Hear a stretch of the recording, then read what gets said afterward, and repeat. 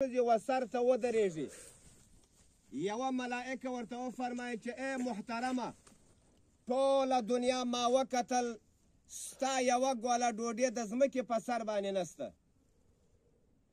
دویمه ملائکه ورته راسي، ورته وفرمایي چې ای محترمه، د ځمکې په سر باندې زه وګرځېدلم، ستا یو غړپ اوبه نه دي پاته. درېیمه ورته راسي، ورته وفرمایي چې ای محترمه، ټوله دنیا ما چند کړه، ستا ساګانې ختمې دي، یو منټ سا دې هم نه ده پاته. او څلورمه ملائکه راسي، ورته فرمایي چې ای محترمه، ما ټوله دنیا چند کړه، ستا قدمونه د ځمکې په سر باندې ختم دي. دا څلور ملائکه راسي بیان وکړي. د هغه نه بعد حضرت اسرائیل علیهم السلام راسي د دغه انسان روح واخلي. دا روح یې ځکه اخلي چې په دغه دنیا د ډوډۍ ختمه، په دغه دنیا د اوبه ختم، په دغه دنیا د ساګانې ختمې، په دغه دنیا د قدمونه ختم. نو چې دا هر څه ختم سوه، نو دا دنیا بیا ستا نه ده، بیا به ما او تا د خیره د ځمکې و نسته ځو. د حضرت ابراهیم علیهم السلام څخه الله پوښتنه کوي، وای ای ابراهیم، مرګ دې څنګه پیدا کوي؟ یعنی زکندن څنګه در باندې تیر سو؟ ابراهیم علیهم السلام الله ته فرمایي، وای داسې را باندې تیر سو لکه یو وسپنه ده، دا وسپنه ځان ته شاخونه ولري او بیا په وړۍ کې تاو کې او راکشه کې دا وسپنه د دې وړیو څخه راباسې، څونه زور غواړي. وای داسې را باندې تیر سو. الله څه ورته فرمایي، وای ابراهیمه، ما په تا باندې لا اسانتیا هم کړې وه، دونه تکلیف پر تا باندې تیر سوی. یو موسی علیهم السلام څخه الله پوښتنه کوي، وای ای موسی، په تا باندې زکندن څنګه تیر سو؟ موسی علیهم السلام ورته فرمایي، وای داسې را باندې تیر سو لکه یو مرغۍ، یو کفتره، دا چې کله پر اور باندې واچوي ژوندي یې کښېږدي او بالونه مکمل وسوځېږي، نه مړه سي او نه البوتلی سي، دونه سخت را باندې تیر سو. دویم روایت راخیستی، وای موسی علیهم السلام ورته وفرمایل چې ای الله، دا زکندن مې داسې پیدا کړي، دا زکندن داسې را باندې تیر سو لکه یو قصاب چې د یو پسه څخه په ژوندینې باندې سرمن باسي. دې ته مو خیال دی؟ اسرائیل علیهم السلام روح اخلي، د ګوتې څخه دا روح شروع کړي، دا د سترګو په سترګو باندې دا روح باسي. دا په دونه سختۍ باسي، الله دې په موږ باندې اسانه وګرځوي. دا رګونه مکمل ټوټه ټوټه سي، دا رګونه مکمل زخمي سي، لکه تاسې د بیرې لرګی راواخلئ، داسې ونیسه او بیا دا لاس داسې پټ کې راکش که، دا ستا د لاس غوښې دا مکمل په دې اغزو پسې مښلي، دا لاس دې مکمل زخمي، دا په څه وجه باندې؟ دا په وجه د وتو باندې. الله جل جلاله دې په موږ باندې اسانه کړي. پیغمبر علیهم السلام دعا کوي، اللهم اعني على سکرات الموت. ای الله، زما اعانت وکړې په کم وخت کې، په هغه سختۍ د مرګ کې، خدای په ما باندې اسانتیا راولي. الله، زما او ستا پیغمبر دا سوال کوي، نو چې زما او ستا پیغمبر دا سوال کوي، زما او ستا به څه حال وي؟ زما او ستا به کم زکندن وي؟ دا ډېره نیکبخته ښځه و، الله دې جنت فردوس نصیب وګرځوي. ډېر خلک راله جنازې ته، ډېرو خلکو دعاګانې وکړې، قبر ته لا نه وه داخله سوی چې دې ته دعاګانې کېدلې. راځئ ورونو، خپل غم د ځمکې په سر باندې وخورئ. دغه قبر ځان ته یو باغچه ده، باغچو په ځمکه باندې وګرځوئ. مخکې د دې نه چې ستا سره حساب کېږي، مخکې د دې نه چې ستا سره کتاب کېږي،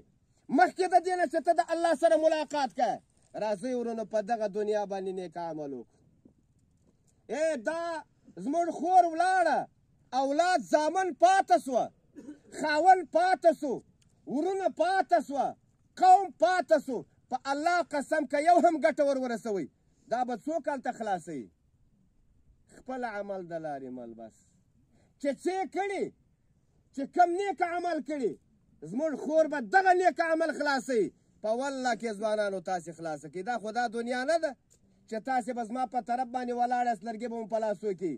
دا د لرګو ځای نه دی دا د جنګو ځای نه دی دا د خانۍ ځای نه دی دا د فقر ځای نه دی راځئ ورونو نیک عملو ته ځانونه متوجه کوي نیک اعمال وکوي راځئ حقوق د الله هم په ځای کوي حقوق د بندگانو هم په ځای کوي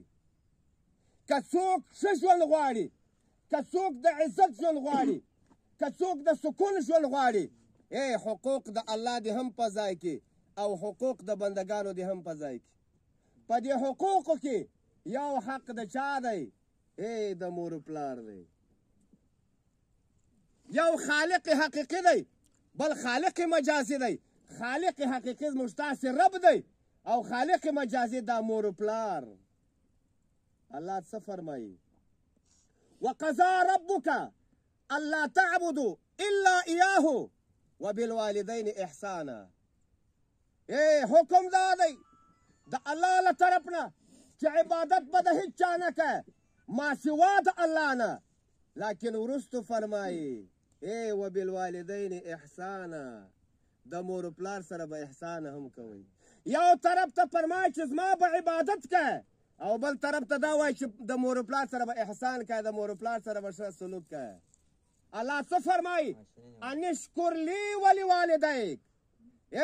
شکر زما ادا که د مور پلار شکر دې ادا که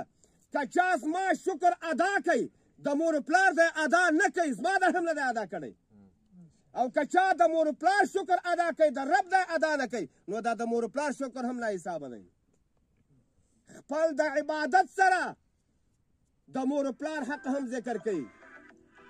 د خپل د شکر گزاري سره د مور پلار شکر گزاري هم ذکر کوي راځئ ورونو د احترام په سترګه ورته وګورئ پیغمبر علیهم الصلاة والسلام څه فرمایي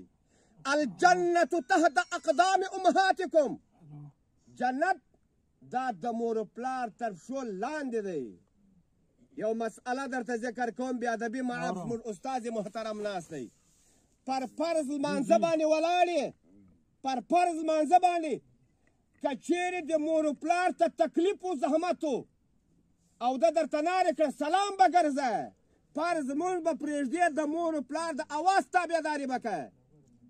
لیکن که تکلیف نه و سلام به نه ګرځه لیکن ماسوان نفل سوه که سنت دی که واجب دی خامخا چې اواز یې درته وکوي سلام به ګرځه اواز ته به جواب ورکه ځکه الله څه فرمایي ان اشکر لی ولوالدیک زما شکر گزاره سه او بیا د مور پلار راځئ چې زما مور پلار نه وای زه به نه وای که ستا مور پلار نه وای ته به نه وای لیکن مور پلار راله موږ هم دغه دنیا ته رالو راځئ چې د مور پلار احسان د مور پلار قدر د مور پلار احترام د مور پلار تر پښو لاندې جنت نن خوا به نه بدو الله دې هېڅوک نه خوابدی کوي یوه دانه ښځه راولو یوه دانه دا یوه ښځه زموږ څخه مور پلار بېګانه کړي الله اکبر خپل عزت را باندې کوي لیکن دا راته وایي چې د مور پلار عزت به نه کوه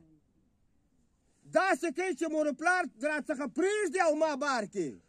پر مینه پاته سوه زه ځینې روان سم دا د مور پلار احسان دی د مور پلار سره دا د مور پلار شکرګزاري ده الله اکبر ځوانه ښځې نه پیدا کړی ښځه تا ته مور پلار پیدا کړی یا ښځه تا پیدا کړه اوس که محمد ګل یا اغا ګل دنیا چڼ کې